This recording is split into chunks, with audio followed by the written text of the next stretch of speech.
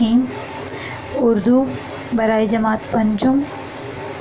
عزیز طلباء اور طالبات، السلام علیکم۔ آج ہم پڑھیں گے سبق نمبر 14، عنوان میجر طفیل محمد شہید۔ آج ہم اس سبق کی مشق کریں گے۔ اس سبق میں آپ کیا کیا سیکھیں گے؟ سبق کا جائزہ، سوالات کے جوابات، درست معنی کا انتخاب، جملے بنائیں، غلط فکرات کی درستی، متضاد الفاظ، کہانی لکھیں اور خطوط نویسی۔ سب سے پہلے سبق کا جائزہ۔ پاکستان کی عسکری تاریخ، شجاعت اور بہادری کی بے مثال داستانیں۔ میجر طفیل 1914، مشرقی پنجاب، ہوشیارپور پیدائش۔ 1943 فوج سے وابستہ۔ 1958 بھارت لکشمی پور قبضہ۔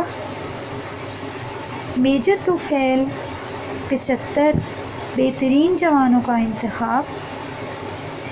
دشمن پر 2 اطراف سے حملہ، 25 جوانوں کی مدد سے حملہ، اللہ اکبر کی صدا اور مارکے کا آغاز، دستی بم پھینکا، چوکی تباہ۔ میجر طفیل شدید زخمی۔ میجر طفیل جوانوں کا جوش و جذبہ بڑھایا، دشمن کا جوابی وار، نائب شہید۔ میجر طفیل کی بہادری، گاؤں دشمن کے قبضے سے چھڑایا، بھارتی فوج پسپا، افسران کی آمد، فرض ادا، دشمن بھاگ گیا، بہادری اور جانثاری پر نشان حیدر سے نوازا گیا، یاد دلوں میں ہمیشہ زندہ۔ عزیز طلباء اور طالبات، آج ہم اس سبق کی مشق کریں گے۔ سوال نمبر 1، سبق کے مطابق درج ذیل سوالات کے جوابات دیجیے۔ آپ کے سامنے سوالات اور ان کے جوابات موجود ہیں۔ سوال نمبر 1 ہے، میجر طفیل محمد کب اور کہاں پیدا ہوئے؟ میجر طفیل محمد 1914 میں مشرقی پنجاب کے علاقے ہوشیارپور میں پیدا ہوئے۔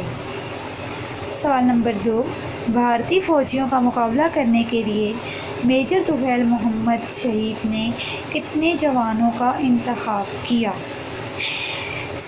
میجر طفیل محمد شہید نے دشمن کا مقابلہ کرنے کے لیے 75 بہترین جوانوں کا انتخاب کیا۔ دشمن پر حملے کے لیے میجر طفیل محمد نے کیا حکمت عملی تیار کی؟ دشمن پر حملہ کرنے کے لیے انہوں نے جوانوں کو 3 دستوں میں تقسیم کیا۔ 2 دستوں نے 2 اطراف سے حملہ کرنا تھا، جبکہ تیسرے دستے نے لمبا چکر کاٹ کر ٹیلے کے پیچھے سے حملہ کرنا تھا۔ میجر طفیل دشمن پر حملے کے لیے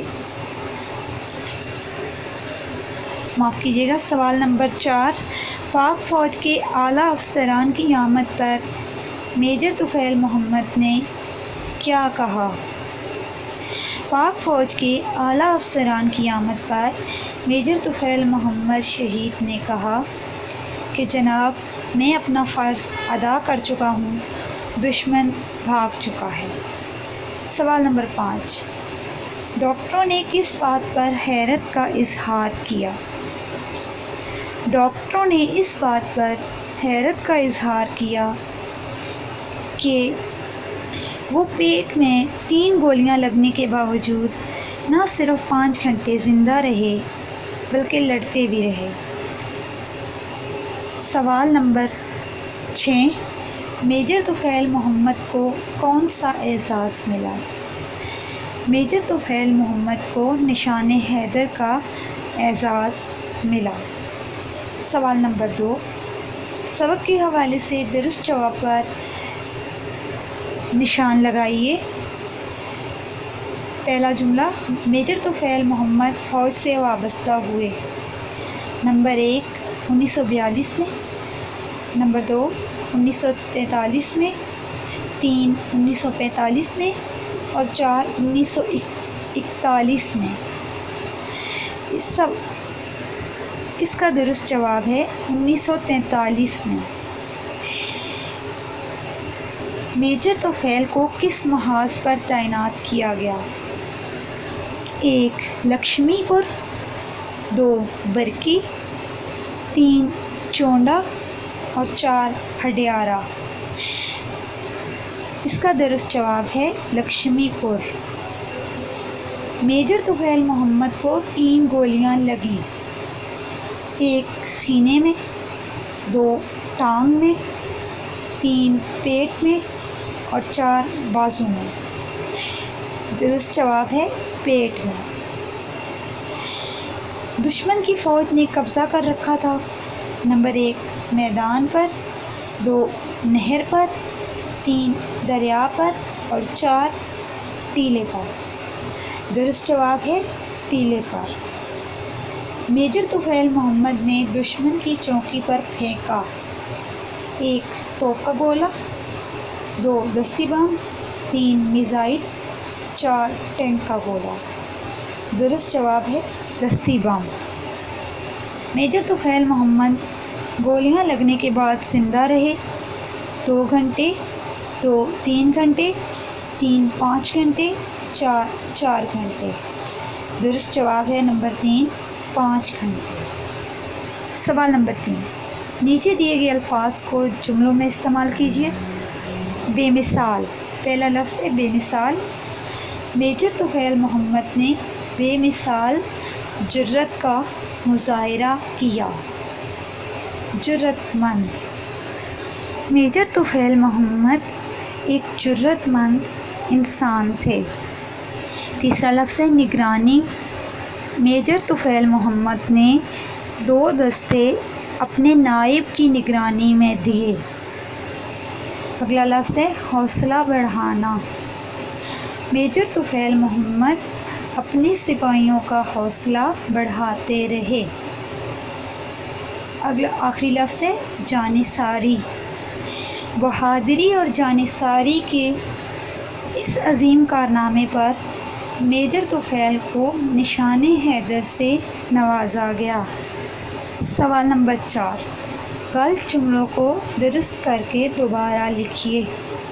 پہلا جملہ، اس نے وطن عزیز کی حفاظت کی۔ حفاظت لفظ درست نہیں ہے، اس کی جگہ آئے گا حفاظت۔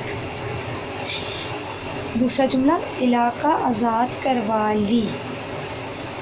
جی بالکل، علاقہ آزاد کروا لیا۔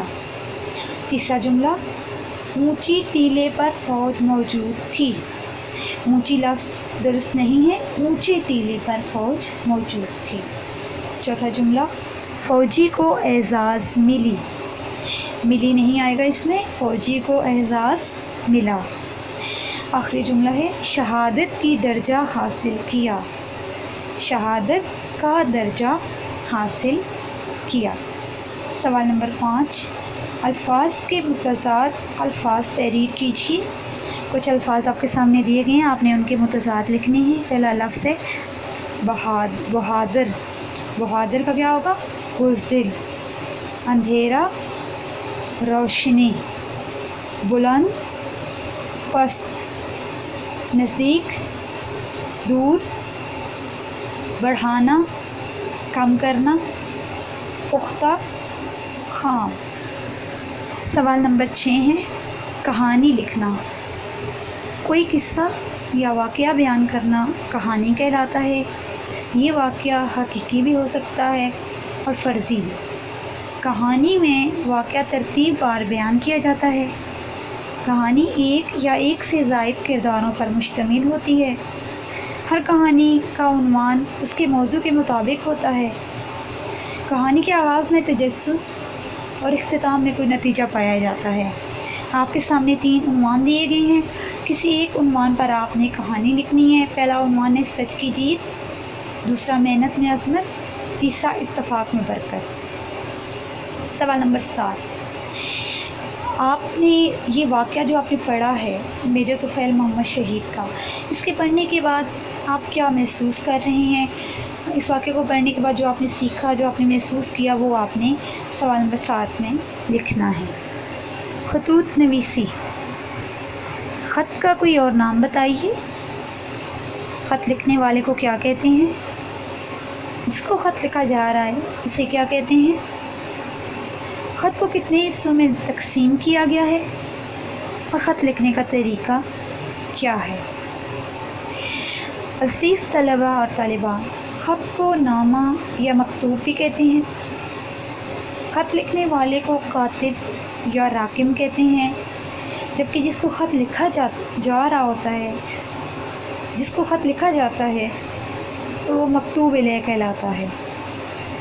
خط لکھنے کا طریقہ، سب سے پہلے ہم مقام روانگی لکھتے ہیں، جہاں پہ ہم تاریخ لکھتے ہیں، جس تاریخ پر خط لکھا جا رہا ہے اس مقام کا نام دائیں طرف لکھیں گے اور اسی کے نیچے تاریخ لکھیں گے۔ القاب، یعنی کہ جو بھی خط ہم جس کو بھی لکھ رہے ہیں اسے ہم کسی نہ کسی لقب سے پکاریں گے، جیسے پیارے ابو جان یا میرے پیارے دوست وغیرہ۔ القاب کے بعد ہم آداب لکھتے ہیں، جیسے کہ السلام علیکم، جو مخاطب جس کو کیا جا رہا ہے اس کو سلام لکھتے ہیں۔ خط کا مضمون، خط کا مضمون واضح ہونا چاہیے۔ خط کا اختتام، خط کے اختتام پر آپ بائیں طرف اپنا نام لکھیں گے اور کوئی ایسا لفظ ضرور لکھیں جس سے مکتوب الیہ سے آپ کا تعلق ظاہر ہو۔ پتہ، خط کے آخر میں جب خط مکمل ہو جائے تو لفافے پر مکتوب الیہ کا نام اور اس کا پتہ لکھیں۔ گھر کا کام، عزیز طلباء اور طالبات، آج ہم نے سبق میجر طفیل محمد شہید کی مشق کی ہے۔ آپ نے اس کے سوال نمبر 1 کو اپنی کاپی پر لکھنا اور یاد کرنا ہے، جبکہ سوال نمبر 2، سوال نمبر 3، سوال نمبر 4، سوال نمبر 5، سوال نمبر 7 کو آپ اپنی کتاب پر ہی حل کریں گے، جبکہ سوال نمبر 6 جو کہانی ہے وہ آپ اپنی کاپی میں لکھیں گے۔ اس کے علاوہ اردو قواعد و انشاء میں آپ کو آج ایک خط کروایا گیا ہے۔ آپ نے اس نمونے کا خط جو کہ صفحہ نمبر 72 پر دیا گیا ہے اسے یاد کرنا ہے۔ عزیز طلباء اور طالبات، یہ تو تھا ہمارا آج کا سبق۔ امید ہے آپ نے اسے غور سے سنا اور سمجھا ہوگا۔ اگلے سبق کے ساتھ ملیں گے، تب تک کے لیے خدا حافظ۔